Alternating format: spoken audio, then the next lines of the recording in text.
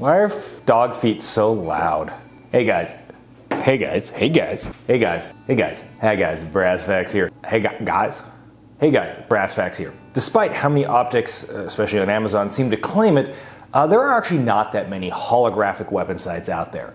On one hand, we have the EOTechs and 400,000 different models of them. And on the other, we have the Vortex Huey. Elcan, Spectre, or Spectre Elcan, whatever it is, also made a holographic sight that showed up 1 year at SHOT Show, and we haven't seen it since, so it's been relegated to where all dead optics go, Escape from Tarkov. So that's really it. 2.5 holographic sights have made it to market. Well, until now. DOT has released the EHS 1. I'm just going to call it DOT because it's both more fun to say and because DOT pretzels are my favorite snack of all time, as well as the approved snack of choice for the Nova Group. God bless Miss Dots. So while I like holographic sights, I have two EOTechs after all, I was like, I don't know, 57.33, repeating of course, % sure this was going to be another red dot sight from China. So seeing a $600 price tag, I gave it a pass, not really wanting to be a guinea pig after the beatdown the FRT videos have done to my wallet. But turns out DOT is not another Chinese company, and they actually reached out to me asking me to review it, providing the optic. They sent it over, I turned it on, and oh my gosh, it's a real honest-to-God holographic sight. So let's do it. At first glance, this is kind of a fugly optic, approximating the looks of a literal brick, not too dissimilar to my old Jeep Wrangler. It results in an optic that is forced to be 2.26 height over rail. Though DOT, at least in email, assured me that they are working on a sort of shorter variant. How short? No idea. Not unlike my Jeep Wrangler, you do begin to appreciate its boxy-esque shape when you realize why it is as boxy as it is. With this setup, you got, your standard window at the top. Right below it, you have the battery compartment, and then stacked below that, you have your windage and elevation, and then below that, you actually have a fairly small mount design.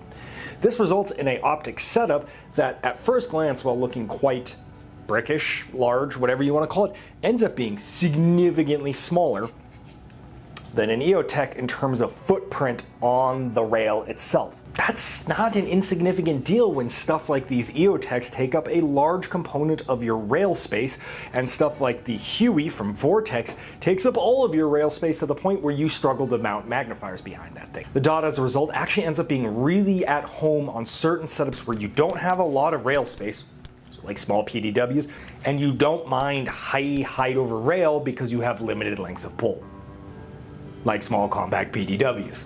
By the way, quick and very important tip when it comes to DOTs. When you go to the gas station, you can actually buy a small DOTs bag or the big DOTs bag. You don't want the small DOTs bag. The small DOTs bag it's kind of expensive for what you're getting. With the big DOTs bag, you're getting a lot more dots per dollar spent, but you also end up with an entire large bag of dots, which is a win in and of itself. So, yeah. Another Brass Facts video, another sponsorship. As the name implies, Venture Surplus sells new products. A new brand they recently got in stock is the Snug Pack stuff. I've been using Snug Pack stuff easily for about 5 years now. I have their Stratosphere tent and 2 different bags, one ultra cold weather one and one for a sort of late fall, early spring type thing. And they've been serving me quite well, being fairly durable, fairly small for the class, and they're also come in colors that aren't bright neon. I do want to try one of their tarp shelter setups, as those pack down even smaller than my one-man condom tent, while actually having room for myself and a dog. Anyway, go check them out. Thank you, Venture Surplus. Also, I'm not sure on the timing on this, but there's a very high chance that if you go to the Nova Group right now, you can see the gang devour 6 MREs in a single sitting as we try every single MRE flavor. The more important question that most people have on their mind is, how does it do the, holographic thing? How is the magnifier performance? How is the parallax on this thing? How well does it perform under night vision? What's the light transmission effect? And, I guess hilariously, if we want to throw it in, how dog shit is the battery life, right? All things that we know, love, and enjoy, and I guess not enjoy about, holographic type products. If you watch this video and decide throughout that you want to buy DOTs, and by DOTs I mean DOTs, I'll include a Amazon affiliate link down below. That way I can track exactly how many of you believe in our Lord and Savior, Mrs. Dots, and how many of you are unwashed heretics. A basic parallax test shows the dot to be excellent. No observable parallax at 75 yards. Magnification performance is also great. The lack of any notch filter means that we have, of course, a very true colored image, though I would argue the EOTech reticle looks a bit crisper, specifically that center dot. Don't worry, more on that in a bit.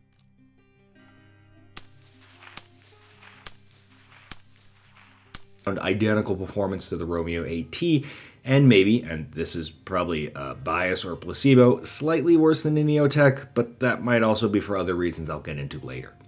Battery-wise, we have probably the flagship feature on this device, and it's going to be the auto-off, auto-on feature. Follow the instructions, and after 7 minutes, the auto-off kicks in, allowing the device to be waked up by picking it up.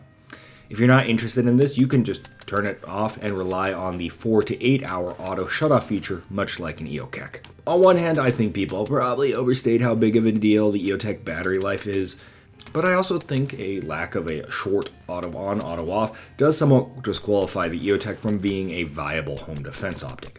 And given the 40,000 different EOTech models, including biohazard ones, I think it's a little bit weird that at least one of the models doesn't include a shake-awake feature. EOTechs already have logic boards on board to handle variable brightness, memory functions, and auto-on, auto-off. So what I'm saying is I see this as an all-upside, no downsides feature. Kind of summing it all up, outside of the 2.26 forced height being quite aggressive as a take it or leave it for most people, the dot thus far has a pretty clear-cut niche. It's a holographic sight that has shake awake and comes in a form factor that is going to work quite well on packages that really care about rail estate. Unfortunately, the dot has several quite apparent quirks indicative of a first-generation product. I don't think the Ceragote can handle this. Probably fairly carcinogenic. The second you pick up the dot, you'll notice a refresh rate flicker. God damn it. That is your eyes detecting that the optic is turning off and on many times per second, causing the optics to sort of create a phantom reticle that trails behind the real reticle instead of smearing. Smearing sounds worse than phantom reticles. Trust me, it is not. Now, the refresh rate isn't so bad. We're not in Vortex land here that we really care about it that much at the 1X, and you can very much make it work here. But you throw a magnifier behind this thing, and we do begin to care. Hi, Brass Facts here. Very interesting. Under recoil, the lower refresh rate or whatever it is making the reticle jiggle very aggressively. Almost like the reticle or the optic is loose. Looks very similar when you have a loose magnifier or a loose optic where the reticle's jiggling under recoil, except neither is loose. The second thing you'll notice even before mounting is that the center dot on the dot is not a half MOA dot. It's more like a 1 MOA dot. A big reason the EOTechs are praised is the small center dot looks good in a wide range of conditions because it is so small, but it is still detectable by having that outer ring. You crank the brightness, well, the small dot is still very much visible. You're behind a magnifier, it looks good because it still remains small with that magnification. And when you're using it through night vision, that large outer ring is going to kind of bloom out a lot of your vision, so having a small of a center aiming point is actually quite appreciated. It sounds close on paper. In practice, it behaves a lot like a Holosun circle dot mode. The reticle itself also has a noticeable internal reflection if you're indoors at a higher than required brightness setting. It's minor enough that you pretty much need specific conditions like dusk or dawns to really notice it outdoors, so once again, another minor gripe. Unfortunately, and ironically, because the daytime settings aren't quite bright enough, the night vision settings aren't quite dim enough. You absolutely do have very many functional night vision settings, but in the darkest settings, you'll find yourself hindered because the dot is going to bloom somewhat. Very much exaggerated due to the circle dot design crowding out a lot of your vision. This unfortunately kind of mitigates a lot of the upsides of this optic being such a good night vision optic, because in the scenarios where you really want to leverage that light transmission, well, it's being canceled out by the fact that you can't see past the reticle. A very peculiar thing is front-facing emissions. If you turn the dot optic around, you can actually see the reticle from the other side, much like you would with a red dot sight. If you turn over an EOTech, you don't, lending some credence to the notion of zero forward emissions that EOTech prides itself with. But if we turn off the lights, the only time we'll actually be able to notice any of this, both the EOTech and dot do in fact produce a bright forward emission visible to the naked eye on daylight bright settings. And under NV, of course, both are also visible, though the EOTech one is interestingly on a different focal plane and slightly dimmer. If you use a night vision setting on both optics, neither are visible front-facing to night vision, let alone to the naked eye. There is an edge case where if you use one of the lower daylight settings, but specifically not a night vision setting, something you'll often want to do if you want to swap back and forth between NV and Viz, or if you expect to use an illuminator, Viz, or IR in conjunction with your optic, something that does happen on occasions, the dot will be visible from the front while the EOTech is not in a visible setting. Once again, both are still visible via night vision front facing. Is this relevant to you? Who knows? Maybe. But in the pursuit of being intellectually honest, it's worth considering, but it's also worth considering that the differences between the two are quite minor, and both are significantly better still than a red dot sight, which most consider fine as well. So, a very important thing that we need to discuss when it comes to dots, the pretzel dots, is there are a number of different flavors. We accept the red dots and the yellow dots, maybe the green dots. However, all other types of dots, the purple dot and like the BBQ dots, no go. We're unacceptable, straight to jail, don't buy those. It's waste of perfectly good pretzels that could receive red dot flavoring. Keep that in mind. And that's mostly it. There is a selling point for those that want the combination of a native 2.26 height optic, holographic sight with a shake awake feature, and a smaller form factor than the legacy options on the market.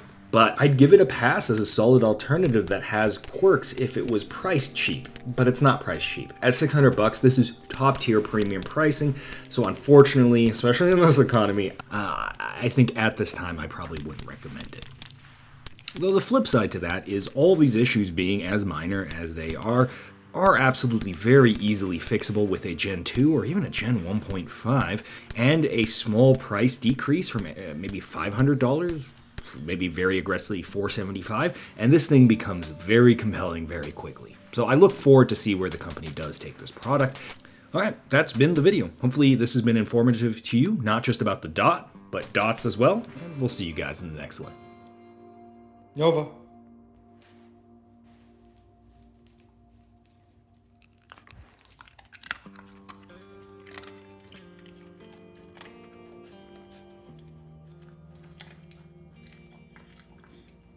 Is it Nova approved?